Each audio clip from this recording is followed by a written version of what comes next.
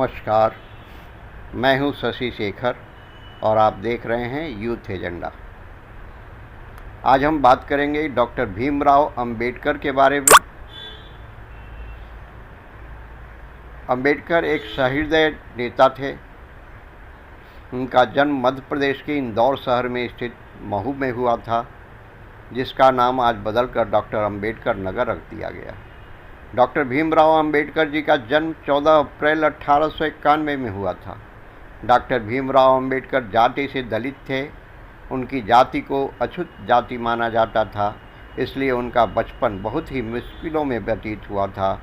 बाबा साहेब अंबेडकर सहित सभी निम्न जाति के लोगों को सामाजिक बहिष्कार, अपमान और भेदभाव का सामना करना पड़ता था के बारे में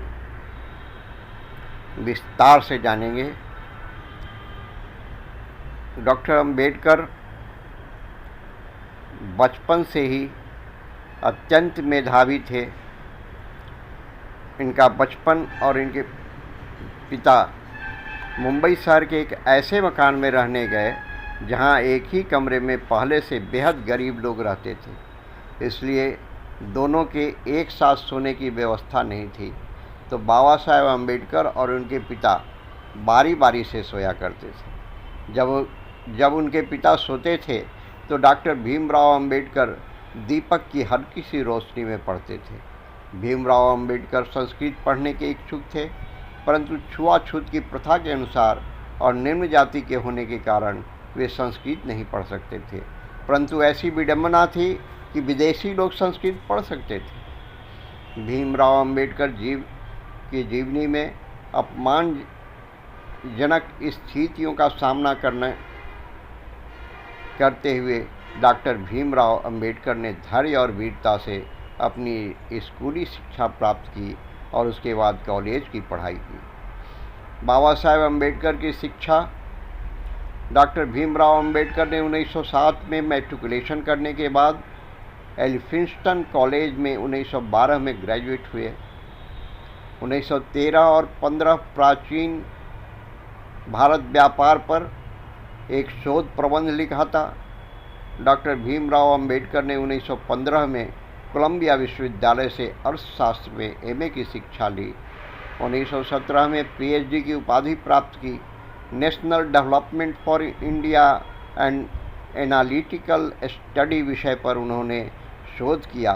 1917 में ही लंदन स्कूल ऑफ इकोनॉमिक्स में उन्होंने दाखिला लिया, लेकिन साधन के अभाव के कारण वह अपनी शिक्षा पूरी नहीं कर पाए।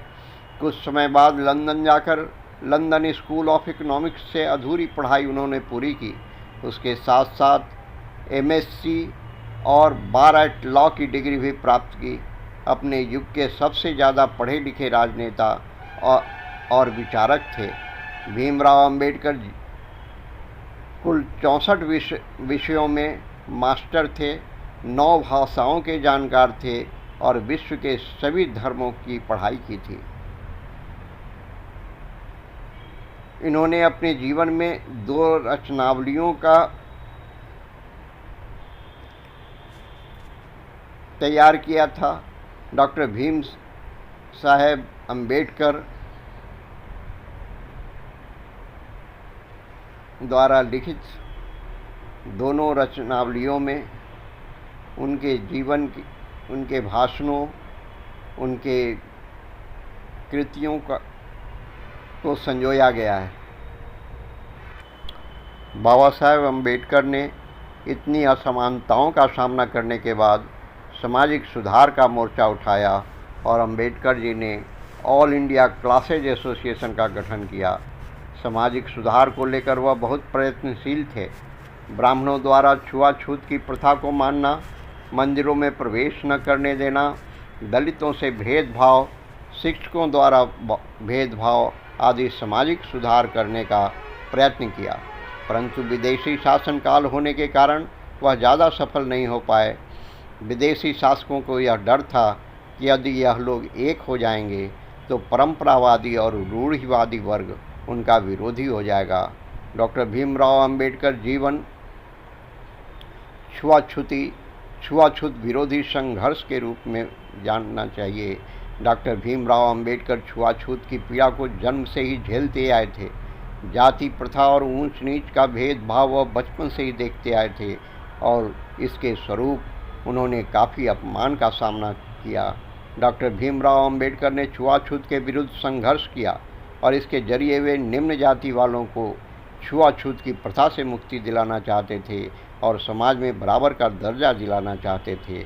1920 के दशक में मुंबई में डॉक्टर भीमराव अंबेडकर ने अपने भाषण में यह साफ साफ कहा था कि जहां मेरे व्यक्तिगत हित और देश हित में टकराव होगा वहां मैं देश के हित को प्राथमिकता दूंगा, परंतु जहां दलित जातियों के हित और देश के हित में टकराव होगा वहां मैं दलित जातियों को प्राथमिकता दूंगा। वे दलित वर्ग के लिए मसीहा के रूप में सामने आए, जिन्होंने अपने अंतिम क्षण तक दलितों को सम्मान दिलाने के लिए संघर्ष किया। सन 1927 में अछूतों को लेने के लिए एक सत्याग्रह का नेतृत्व किया और सन 1937 में मुंबई में उच्च न्यायालय में मुकदमा जीत लिया। डॉक्टर भीमराव अंबेडकर बनाम गांधी जी सन 1932 में पुणे समझौते में गांधी और अंबेडकर आपसी विचार विमर्श के बाद एक मार्गदर्शन पर सहमत हुए। वर्ष 1945 में अंबेडकर ने हरिजनों का पक्ष लेने के लिए महात्मा गांधी के दावे को चुनौती दी और what Congress and Gandhi have done to the untouchables नामक लेख लिखा। सन 1947 अंबेडकर भारत सरकार के कानून मंत्री बने। डॉक्टर भीमराव अंबेडकर गांधी जी और कांग्रेस के उग्र आलोचक हैं। 1932 में ग्राम पंचायत बिल पर मुंबई की विधानसभा में बोलते हुए अंबेडकर जी ने कहा, बहुतों ने ग्राम पंचायतों की प्राचीन व्यवस्था की बहुत प्रशंसा की है। कुछ लोग ने उन्हें ग्रामीण प्रजातंत्र कहा है। इन देहाती प्रजातंत्रों का गुण जो भी हो, मुझे यह कहने में जरा भी दुविधा नहीं है कि वे भारत में सार्वजनिक जीवन के लिए अभिशाप है। यदि भारत राष्ट्रवाद उत्पन्न करने में सफल नहीं हुआ, यदि भारत राष्ट्रीय भावना के निर्माण में सफल नहीं हुआ, तो इसका मुख्य कारण मेरी समझ में ग्राम व्यवस्था का अस्तित्व ही है। डॉक्टर भीमराव अंबेडकर ने स्वतंत्र मजदूर पार्टी का गठन 1936 में किया था। 1937 के केंद्रीय विधानसभा चुनाव में उनकी पार्टी को 15 सीट की जीत मिली। अंबेडकर जी अपनी इस पार्टी को all India schedule caste party में बदल दिया। इस पार्टी के साथ वे 1946 में संविधान सभा के चुनाव में खड़े हुए, लेकिन उनकी इस पार्टी का चुनाव में बहुत ही खराब प्रदर्शन रहा। कांग्रेस और महात्मा गांधी ने अछूते लोगों को हरिजन नाम दिया, जिससे सब लोग उन्हें हरिजन ही बोलने लगे, लेकिन अंबेडकर जी को ये बिल्कुल पसंद नहीं आया। उन्होंने इस बात का विरोध किया था। उनका कहना था कि अछूते लोग भी हमारे समाज का एक हिस्सा हैं, वे भी बाकी लोगों की तरह आम व्यक्ति ही हैं। अंबेडकर जी को रक्षा सलाहकार कमेटी में रखा गया और वायसराय एग्जीक्यूटिव परिषद उन्हें लेबर का मंत्री बनाया गया था। बाबा साहेब आज़ाद भारत के पहले लॉ मंत्री भी बने थे। उनके महान कार्यों के कारण कई पुरस्कार भी मिले, जो इस प्रकार हैं। डॉक्टर भीमराव अंबेडकर जी स्मारक दिल्ली स्थित उनके घर 26 अलीपुर रोड में स्थापित की गई। अंबेडकर जयंती पर सार्वजनिक अवकाश रखा जाता है। 1990 में उन्हें मरणोपरांत भारत के सर्वोच्च नागरिक सम्मान भारत रत्न से सम्मानित किया गया है। कई सार्वजनिक संस्थान का नाम उनके सम्मान में उनके नाम पर रखा गया है, जैसे कि हैदराबाद आंध्र प्रदेश का डॉक्टर अंबेडकर मुक्त विश्वविद्यालय, डॉक्टर BR अम्बेडकर बिहार विश्वविद्यालय मुजफ्फरपुर, डॉक्टर बाबा साहेब अम्बेडकर अंतर्राष्ट्रीय हवाई अड्डा नागपुर, जो पहले सोनेगांव हवाई अड्डे के नाम से जाना जाता था। अम्बेडकर का एक बड़ा आधिकारिक चित्र भारतीय संसद भवन में प्रदर्शित किया गया है। डॉक्टर भीमराव अम्बेडकर का निधन 1948 में डायबिटीज रोग से पीड़ित होने के कारण हुआ। वह 1954 तक बहुत बीमार रहे थे। 3 दिसंबर 1956 को डॉक्टर भीमराव अम्बेडकर ने अपनी अंतिम पांडुलिपि बुद्ध और धम्म उनको पूरा किया और 6 दिसंबर 1956 को अपने घर दिल्ली में अपनी अंतिम सांस ली थी। बाबा साहेब का अंतिम संस्कार चौपाटी समुद्र तट पर बौद्ध शैली में किया गया।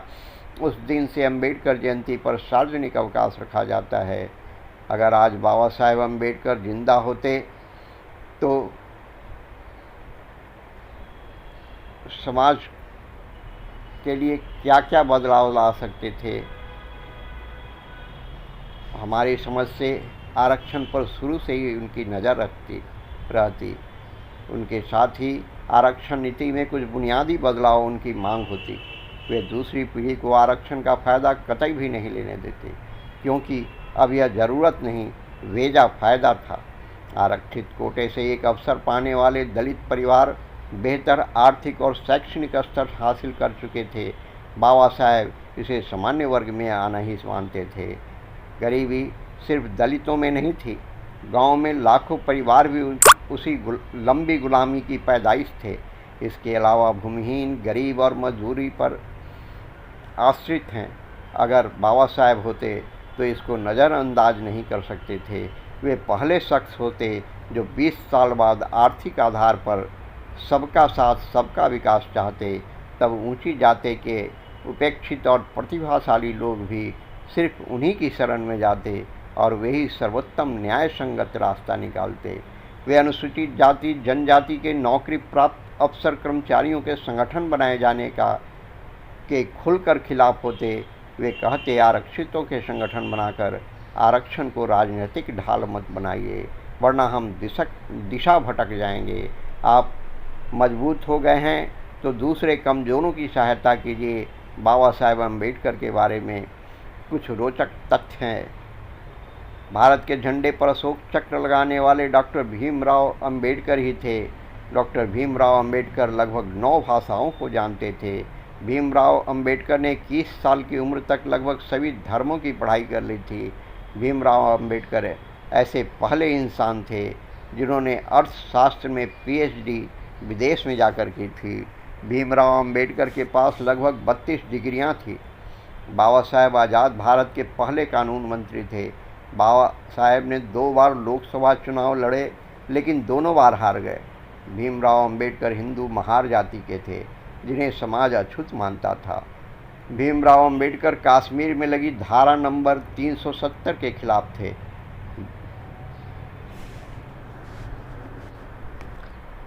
उन्नीस 1946 में शूद्रों पर उनकी पुस्तक प्रकाशित हुई। शूद्रों के बारे में जो बहुत तरह की धारणाएं प्रचलित थी, उन्होंने उसका उचित खंडन करते हुए लिखा है कि शूद्रों के लिए कहा जाता है कि वे अनार्य थे, आर्यों के शत्रु थे। आर्यों ने उन्हें जीता और दास बना लिया। ऐसा था तो आयुर्वेद और अथर्ववेद के ऋषि शूद्रों के लिए गौरव की कामना क्यों करते? शूद्रों का अनुग्रह पाने की इच्छा क्यों प्रकट करते हैं? शूद्रों के लिए कहा जाता है कि उन्हें वेदों के अध्ययन का अधिकार नहीं है। ऐसा था तो शूद्र सुदास ऋग्वेद के मंत्रों के रचनाकार कैसे हुए? शूद्रों के लिए कहा जाता है कि उन्हें यज्ञ करने का अधिकार नहीं था। ऐसा था तो सुदास ने अश्वमेध कैसे किया? शतपथ ब्राह्मण शूद्र को यज्ञकर्ता के रूप में कैसे प्रस्तुत करता है और उसे कैसे संबोधन करना चाहिए, इसके लिए शब्द भी बताता है। शूद्रों के लिए कहा जाता है कि उन्हें उपनयन संस्कार का अधिकार नहीं है। यदि आरंभ से ही ऐसा था तो इस बारे में विवाद क्यों उठा? बद्री और संस्कार गणपति क्यों कहते हैं कि उसे उपनयन का अधिकार है? शूद्र के लिए कहा जाता है कि वह संपत्ति संग्रह नहीं कर सकता। ऐसा था तो मैत्रेयी और कठक संहिताओं में धनी और समृद्ध शूद्रों का उल्लेख कैसे है? शूद्र के लिए कहा जाता है कि वह राज्य का पदाधिकारी नहीं हो सकता। ऐसा था तो महाभारत में राजाओं के मंत्री शूद्र थे। ऐसा क्यों कहा गया? शूद्र के लिए कहा जाता है कि सेवक के रूप में तीनों वर्णों की सेवा करना उसका काम है। यदि ऐसा था तो शूद्र राजा कैसे हुए? जैसा